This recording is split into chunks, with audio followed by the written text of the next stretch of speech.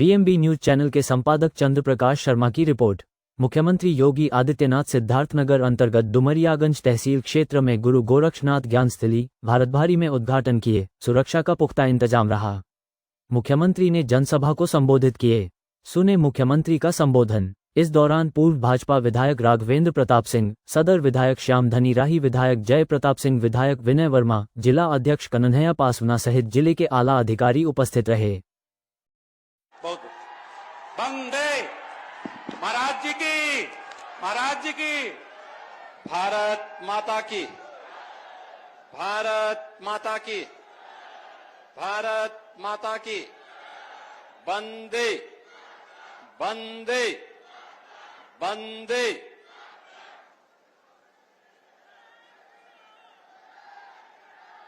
गुरु गोरखनाथ ज्ञान स्थली वंदे महाराज जी के आज के इस लोकार्पण कार्यक्रम में मंच पर उपस्थित उत्तर प्रदेश सरकार में मंत्रिमंडल के मेरे वरिष्ठ सहयोगी प्रभारी मंत्री सिद्धार्थनगर से अनिल राजभर जी,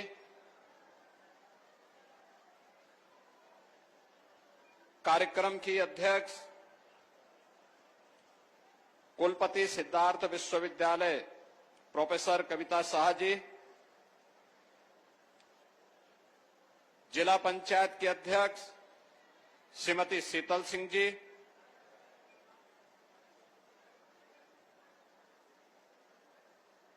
उत्तर प्रदेश सरकार के पूर्व मंत्री और उत्तर प्रदेश विधानसभा के वरिष्ठ विधायक श्री जय प्रताप सिंह जी, मान्य विधायकगण श्री श्याम धनी राही जी, विनय वर्मा जी, पूर्व मंत्री डॉक्टर सतीश द्विवेदी जी, गौ सेवा आयोग के उत्तर प्रदेश के उपाध्यक्ष श्री महेश शुक्ला जी, इस कार्यक्रम के संयोजक गुरु गोरखनाथ ज्ञान स्थली के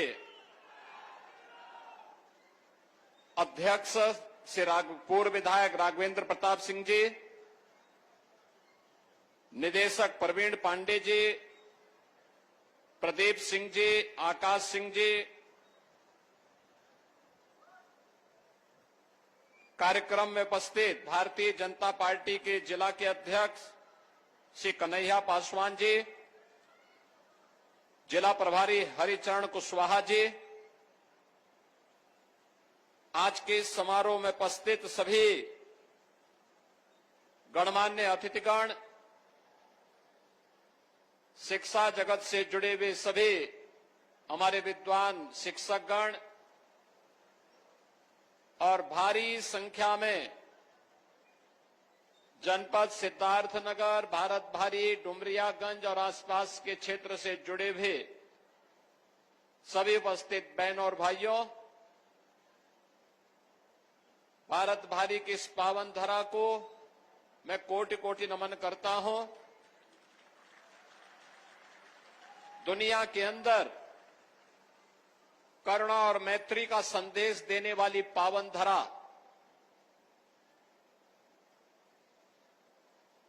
राजकुमार सिद्धार्थ, जिनके नाम पर ही सिद्धार्थनगर जनपद पड़ा है, इस पावन धरा को मैं कोटि कोटि नमन करते हुए आप सबका हृदय से अभिनंदन करता हूं।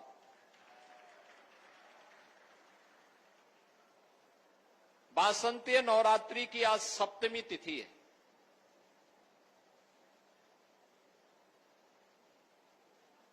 महाकाली को समर्पित है।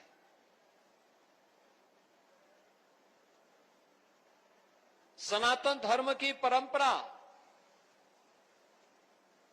तमसो मां ज्योतिर्गमय से प्रारंभ होती है और मुझे लगता है आज उसी जीवन के अंधकार को मिटाने के लिए महाकाली की आराधना की तिथि भी है।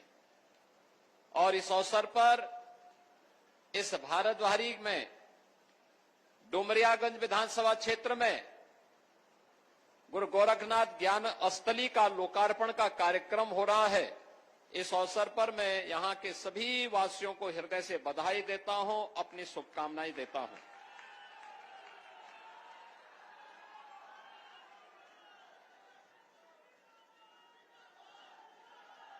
बहनों और भाइयों, भारत की परंपरा ने सदैव से ज्ञान की आराधना की है, सदैव से। और इसीलिए भारतीय मनीषा ने इस बात पर विश्वास किया है, आनो भद्रा कर्तवो यंतु विश्वत, यानी ज्ञान के लिए चारों ओर खुला छोड़ो। जहां से भी ज्ञान की धारा आप तक पहुंच सकती है, उसका स्वागत होना चाहिए, उसका अभिनंदन होना चाहिए, क्योंकि वही जीवन में हमारे लिए प्रगति के अनेक मार्ग प्रशस्त कर सकता है। वहीं से ही जीवन के आलोकित होने के मार्ग प्रशस्त होने हैं, और जीवन के उस आलोकित होने के मार्ग का स्वागत समाज के हर प्रबुद्ध जन को, हर सज्जन शक्ति को सदैव करने के लिए तैयार होना चाहिए। और श्रीमद् भगवत गीता भी यही बात कहती है कि न हि ज्ञानेन सदृश्यम पवित्रम मिह विद्यते, यानी जीवन में किसी को ज्ञानवान बनाने से बढ़कर के कुछ भी नहीं है, कुछ भी पवित्र नहीं हो सकता। और इसीलिए आज हम भारत भारी में आकर के इस ज्ञान स्थली के शुभारंभ कार्यक्रम में मुझे आने का अवसर प्राप्त हुआ। काफी वर्षों के बाद यहां मुझे आने का अवसर प्राप्त हुआ है, और इन काफी वर्षों के बाद एक बदले हुए परिवेश में आज मुझे, उस समय जब हम लोग 2008 में यहां आए थे, तब चुनौतियां ढेर सारी थी, ढेर सारी चुनौतियां थी। तत्कालीन सरकारों के एजेंडे में विकास नहीं हुआ करता था, अराजकता चरम पर थी, असुरक्षा का वातावरण था, न बेटी सुरक्षित थी, न व्यापारी सुरक्षित था, चारों ओर अव्यवस्था का वातावरण था। तत्कालीन सरकारों के एजेंडे में शिक्षा कहीं भी नहीं आती थी, और बार बार हमारे पूर्वज इस बात को मानते रहे कि शिक्षा के लिए जितना कुछ भी किया जाए वह कम है। और आज हम इस बात को कह सकते हैं कि शिक्षा में किया जाने वाला कोई भी निवेश और शिक्षा पर किया जाने वाला कोई भी खर्च कभी व्यर्थ नहीं जा सकता है, वह सदैव आपके जीवन में कुछ न कुछ अच्छा करके दिखाएगा। लेकिन कितना परिवर्तन हुआ है पिछले 10 वर्ष में, आपने बदलते हुए भारत को देखा है। 10 वर्ष में बदलते हुए भारत को देखा, एक नया भारत का दर्शन हो रहा है। कभी भारत के सामने पहचान का संकट था, आज ये नया भारत है, एक भारत है और श्रेष्ठ भारत भी है। ये भारत अब दुनिया का पिछलग्गू नहीं, बल्कि दुनिया की 5वीं बड़ी अर्थव्यवस्था बन चुका है, और आने वाले समय में मात्र 2 वर्ष में भारत दुनिया की 3री बड़ी अर्थव्यवस्था बनेगा, इसमें कोई संदेह नहीं। आज प्रधानमंत्री मोदी जी के नेतृत्व में जीवन के हरेक क्षेत्र में व्यापक परिवर्तन हमें देखने को मिला है। क्या वह शिक्षा का हो, क्या वह स्वास्थ्य का हो, क्या वह रोजगार का हो, क्या वह निवेश का हो, विरासत और विकास एक नए पहचान के रूप में पूरे देश को आगे बढ़ाने का कार्य कर रहा है। एक नए भारत का दर्शन हो रहा है। वह भारत अब दुनिया का पिछलग्गू नहीं, बल्कि दुनिया को अपने पीछे चलने के लिए मजबूर करने वाला भारत है। अपने पुरुषार्थ से दुनिया को अपने पिछलग्गू बनाने के लिए मजबूर करने वाला भारत है। और यही कारण है इस नए भारत को हर एक व्यक्ति कौतूहल की निगाहों से देख रहा है। दुनिया में कहीं नहीं हुआ होगा जब पूरा देश एक स्वर में अपने नेतृत्व के साथ खड़ा होकर के बोलता है, तब 500 वर्षों की दास्ता की बेड़ियां टूटती हैं और अयोध्या में राम जन्मभूमि फिर से भव्य स्वरूप लेता हुआ दिखाई देता है।